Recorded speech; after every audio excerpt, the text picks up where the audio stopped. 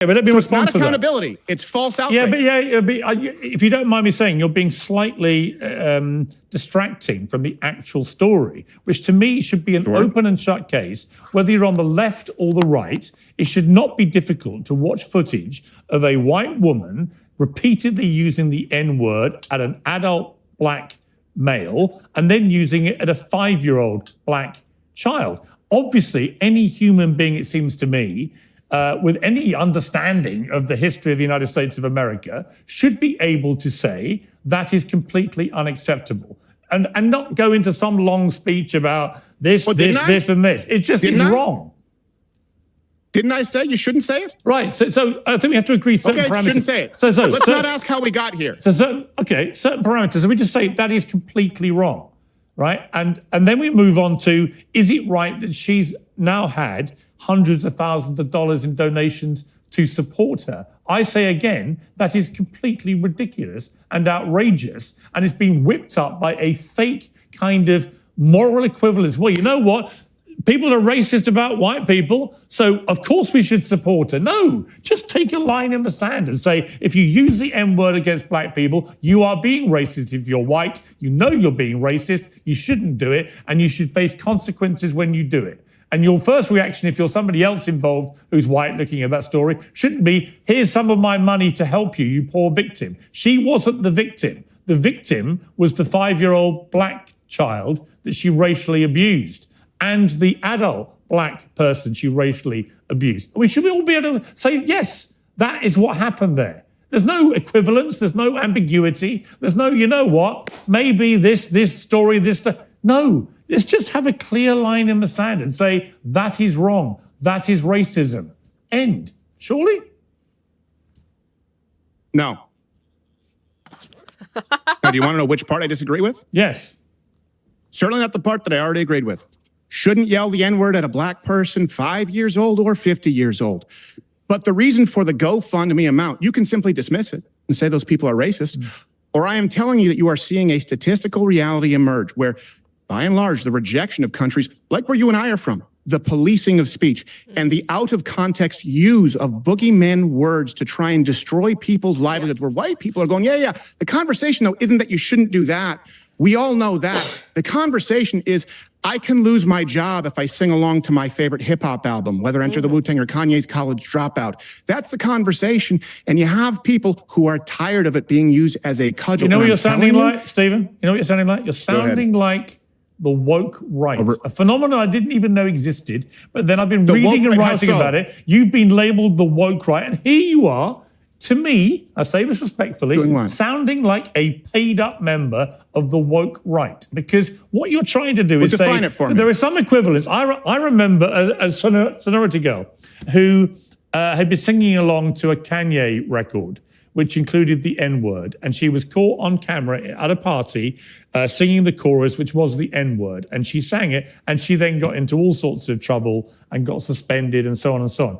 To me, there is absolutely, you talk about context, there is no similarity between what happened there, which was ridiculous, and what happened in that playground with that woman deliberately and malevolently racially abusing black people. There's no similarity there. They are completely different things and should be treated completely differently. I think anyone, white or black, should look at the white girl at college who is caught on camera singing a chorus to a #1 hit record, which happens to include the N-word. She should not be punished for that. She might have somebody explain to her, you know what, blah, blah, okay?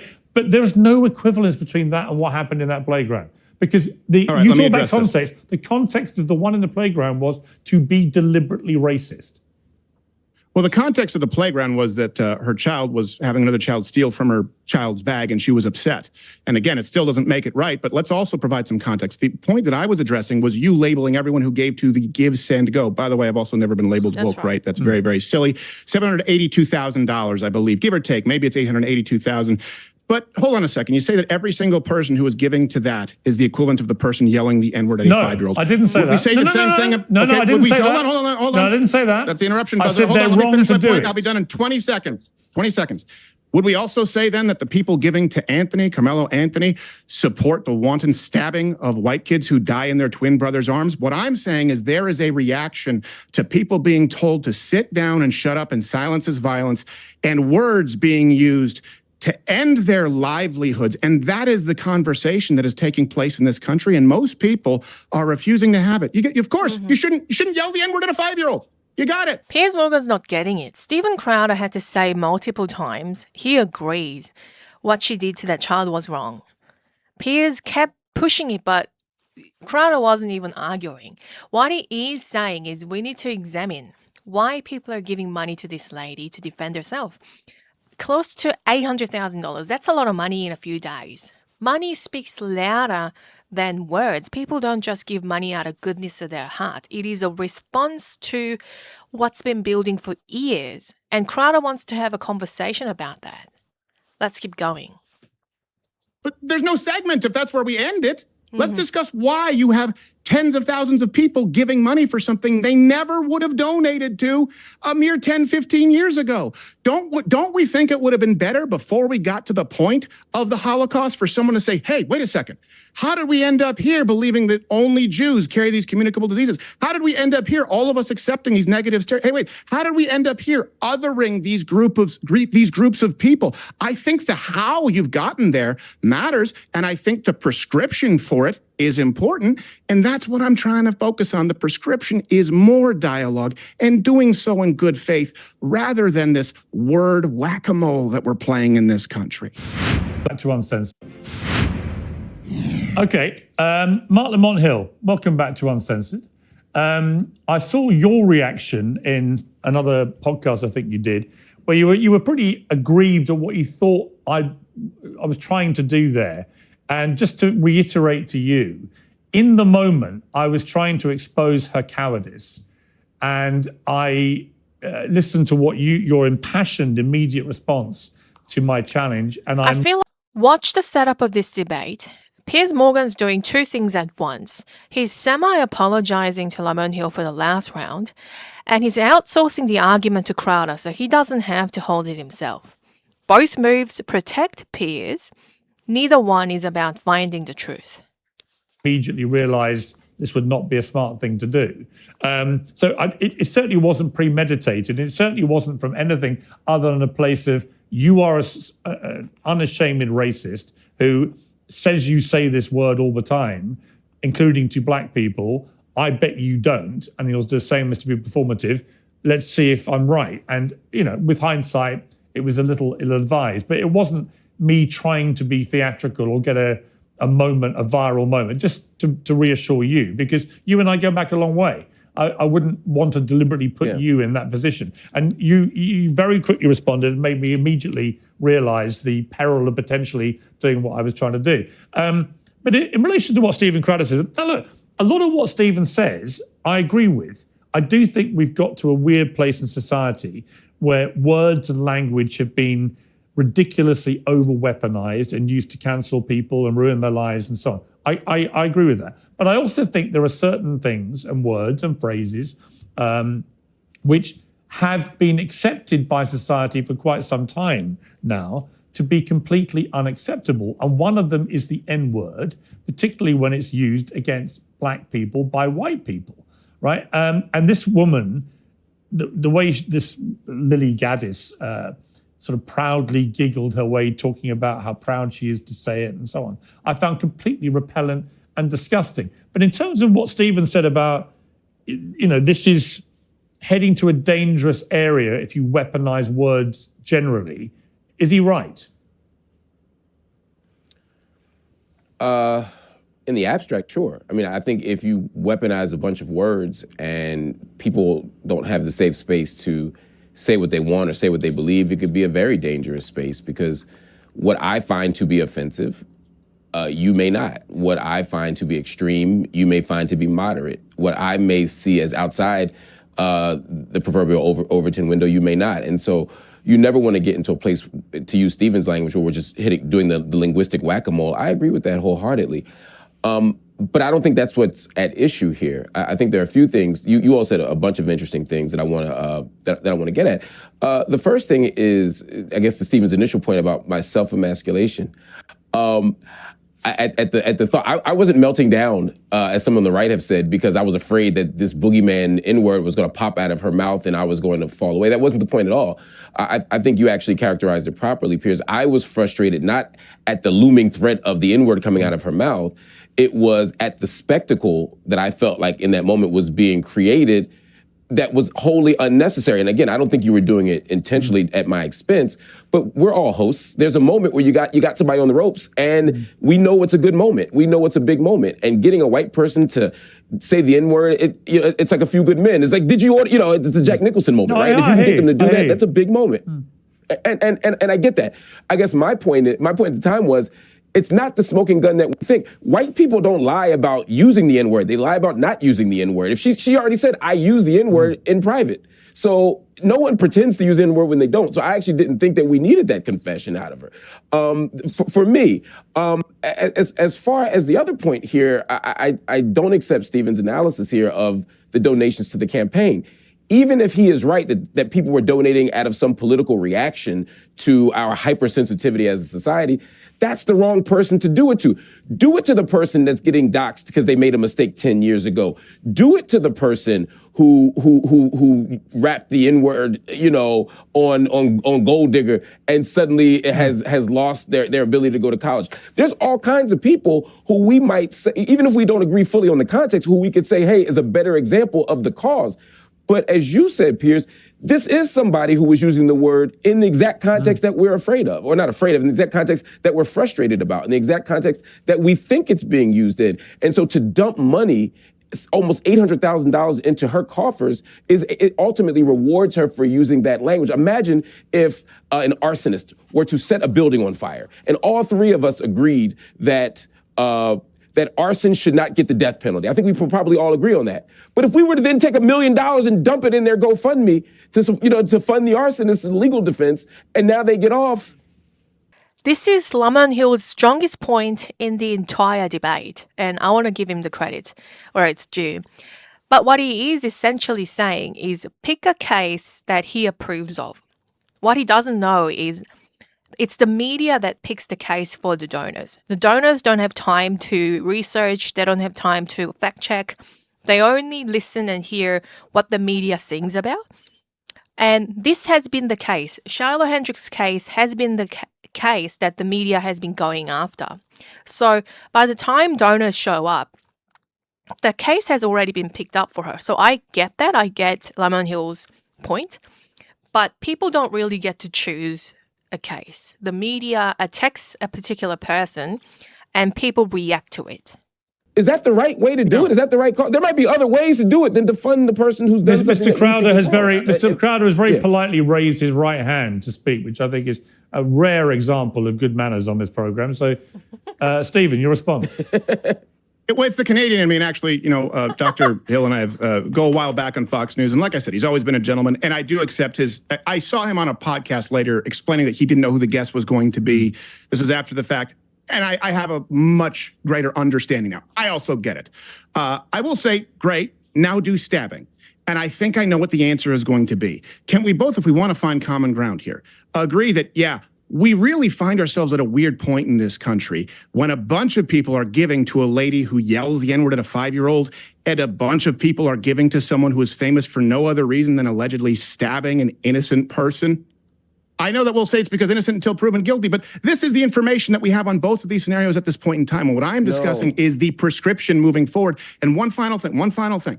Here's the point that I was making that you didn't show in that clip too, was saying that it's racist for someone to say they would prefer to live in a predominantly white neighborhood, or they would prefer to live in their neighborhood, which is not black, I believe is what they said. And I don't believe it was necessarily her. I believe there was a man on the panel who said that, but you do. And I'm not going to attribute racism in your heart because only 4% of the population where you're placed in Los Angeles is black.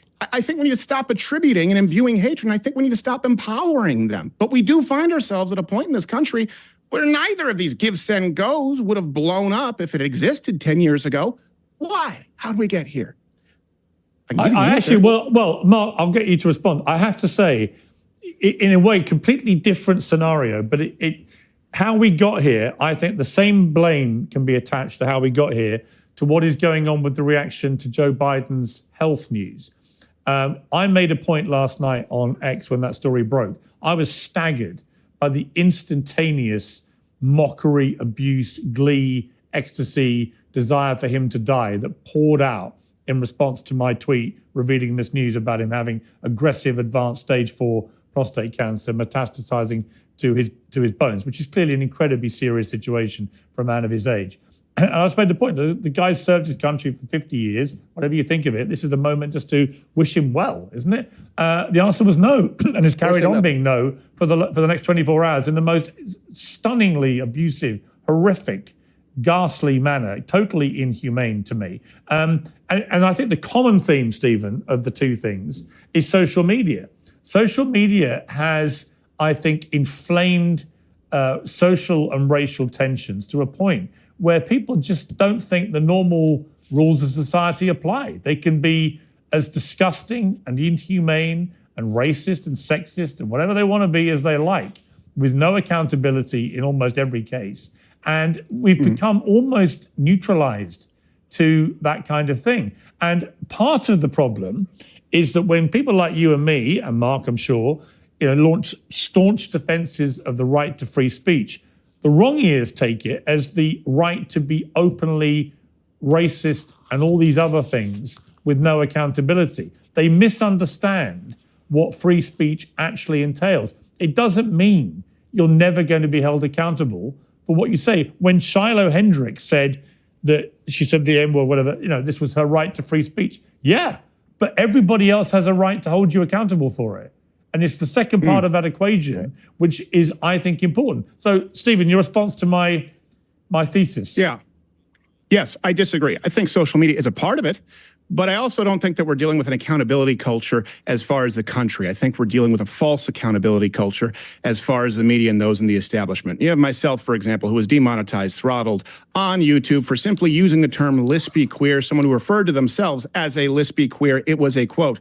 Then moved over to Rumble, and after the Exodus Diageo, in charge of 80% of the world's advertising, told Rumble that it wasn't enough to demonetize myself, but that they wouldn't spend $1 of advertising on the entire platform, an alternative platform to YouTube, unless I was removed. You've had entire governments try and remove platforms for freedom of speech. This is not the accountability that people in the streets are calling for. What is being called for example, from people in the media, is a lie. They would rather hear a lie than the truth. And so you have people checking out. For example, someone's afraid to say, could be my black neighbors, but it's anecdotal. I'm not supposed to say the black friend thing.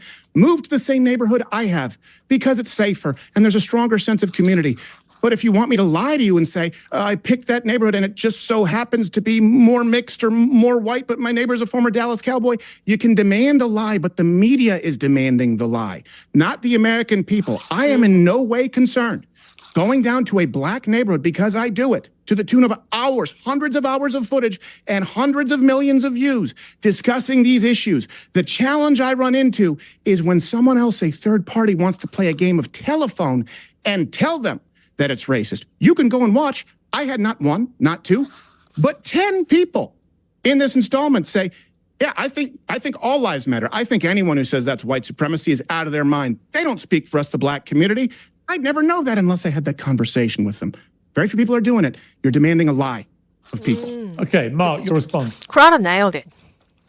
I've been wanting someone to say it. I couldn't articulate it. And the sentence is, it's the media that's demanding a lie. So they're policing people very deliberately, and people don't even know it. But everyone agrees that, I moved here because it's safe, is racist. Even though it's not, even though it's objectively true, and even though it's statistically true.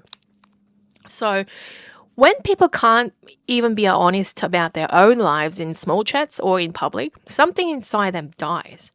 So people giving this girl $800,000, it's not even defending her. They are defending themselves. They've been lying to themselves and to the people around them in small chats for the last decade. So it's a response and a reaction to the reality where they have to lie to survive. So Crowder put it beautifully. Lots of things. Again, first, I think Stephen is and I don't assign to you any ill intent, but you're comparing apples and oranges here when we talk about the Carmelo Anthony and the racist woman, I can't think of her name, video. Lily Gaddis. I think, as you pointed out, Charlotte all day. Hendricks. No, not Lily Gaddis, but you're talking about Charlotte Hendricks. Yeah. Charlotte Hendricks. Yes. When you talk about context, I think we have to look at context in the context even of these GoFundMes, right? The people who are funding Carmelo Anthony, you can tell this from the comments. This isn't my guess. They're not saying good job. They're saying, we don't believe that you're guilty. We don't believe that you've gotten a fair legal process. And so we're sending money to make sure that you get a proper legal defense because we don't believe that you are guilty of this crime. That is what they're saying. Now, you and I may look at the evidence and come to the same conclusion or a different conclusion, but they're not attempting to reward the behavior. They're attempting to challenge a system that they feel like is misrepresenting the behavior. In the case of the N-word and this woman, right, Charlotte, what's happening is quite different. They're not saying, hey, we feel like she's taken such a loss from her free exercise of free speech that we want to reimburse her for that. That would be a different argument. I still wouldn't want to do it, but that would at least be logically and morally consistent. When you look in the comments and when you talk to people who are funding that campaign, they are literally shouting the N-word. They are literally echoing the racial epithet. And that is different. That's why I say if this is really going to be a First Amendment cause, again, and not the lie that you're talking about, then let's invest in actual First Amendment causes and not this. And to your second point, I agree, and then I got you wholeheartedly. I mean, there's absolutely nothing wrong with making decisions about where you want to live. But there's a huge difference between saying, I want to live in a statistically safe neighborhood, or I want to live in a historically safe neighborhood, and I don't want to live around black people under any circumstances. And again, the latter is what came out in our conversation on the show the last time. And we're melding those two things as if they are the same and then acting as if there's just no room for a white person or a black person for that matter to exercise any radical honesty about where they want to live. I ain't met a person yet that doesn't want to live in a safe neighborhood. I want to live in a safe neighborhood. I also want to live around black people. People can make their own choices, but let's not pretend they're the same thing. Okay, we've got to end it there. Yeah. I would say, in answer to your question, Stephen, I would say in both the GoFundMe cases, I think it's wrong.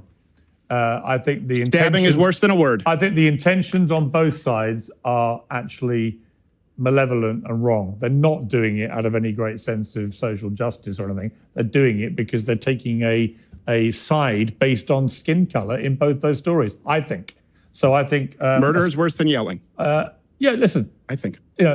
Allegedly stabbing someone to death is worse than getting legally railroaded is a worse outcome than getting held accountable for using the N-word. Yeah, but it's all about the framing. No, but Stephen's point is the one is worse than the other. I don't think we can end this on this, Piers. I can take 30 seconds here. If we're talking about accountability, but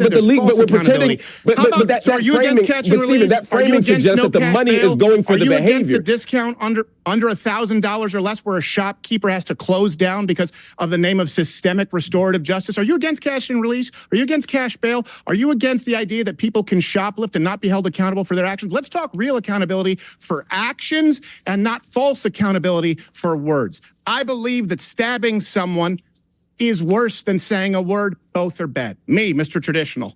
You know what? Okay. Let me respond to that. Let me respond to that. Quickly. Because again, that is a disingenuous framing. No one is arguing that stabbing someone is better than using the word. My point is our response as a community to the stabbing is not to say, great job. Our response is, this was awful, but let's find out what really happened. No one is saying on the other side of this issue, that N-word thing is awful, but let's hold this woman accountable, but let's not go too far. And if they are, I'm okay with that. But it's not apples and oranges. No one is saying what that woman did is worse than that kid getting stabbed. They're saying that the story of the stabbing hasn't been told well or properly, and we want justice for everybody. And to answer your cash bail, yes, I'm against cash bail. But I don't believe I don't believe that's the only way to hold people accountable. You can hold people accountable without cash bail. I've got to leave it there, not least, Mark, because I'm worried about what you're doing to your ear at the moment. There's clearly an issue. Okay, Hill didn't answer the question. Crowder asked him a direct question about real accountability. Are you against cash bail? Are you against shoplifting going unpunished? And Hill's answer was to pivot to, nobody is saying stabbing's better than the slur. But that wasn't the question. The question was about the enforcement machinery. Why does this country have elaborate mechanisms to ruin a woman for a word while releasing violent offenders on no cash bail? Hill didn't answer it because he can't, because the answer requires honesty. It requires admitting that the justice system has been rewired over the last 10 years. Words now have courts, actions don't.